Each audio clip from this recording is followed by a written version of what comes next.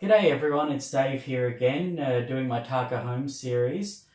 I've got to say, this is one of my favourite things about Tarka. Is there's an infinite number of styles that you can play, but there are some general rules of thumb. So here's Dave's general rule of thumb. Now, if you're just waiting to guess what they're going to do, then you could be waiting until you lose. In Tarka, there's a rhythm to it. You know, you develop and you get your king to safety, and then you focus on your game plan. Are you doing a running game or a passing game? You run your play on them, and the key to victory is often very simple. Just a few simple things. You want to be the one taking the initiative. You want to be the one running deeply into their territory.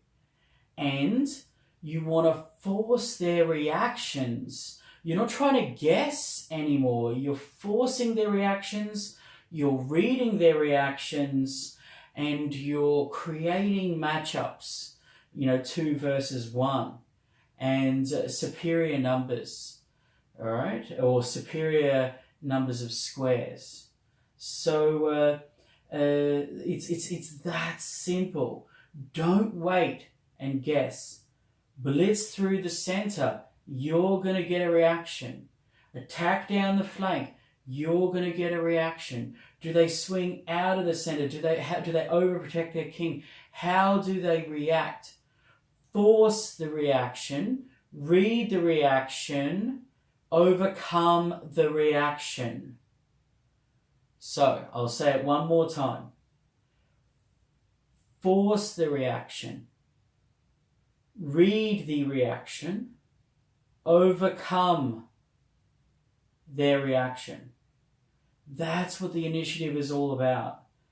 All right, the more coordination, or another word for that is development, that you have, the more development, the more ahead you are, the better. You do not waste time.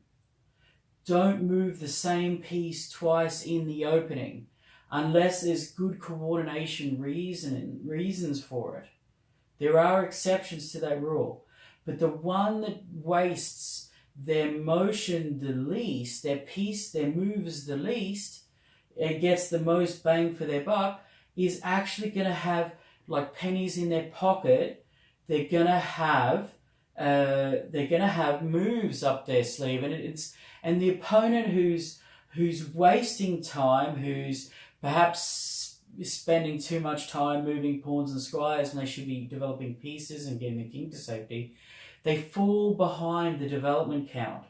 So opponent can have, say, 9 pieces developed, and you might only have 5. So that's 4 extra moves in their pocket, and that there's a lot of space here, and so that can give you a lot of time to get your position set right before you run your play. But that time can catch up, particularly when they turn that time into numbers. They turn that time into numbers into one of your zones here. So, that can be just a fatal mistake, giving your opponent too much time. So, wall openings and openings that are very close to this half of your half tend to sacrifice space for the time to develop the way they want, but they always then punch out through the center. They're very lean, they're very coordinated and efficient, and then they punch out of that position. So that's it. Don't be a time waster, because you want to be able to have the time to poke the bear. Force their reactions, read their reactions, overcome their reactions. superior coordination, and always is rewarded. All right, take care, everyone. Cheers. Bye. Cool bananas.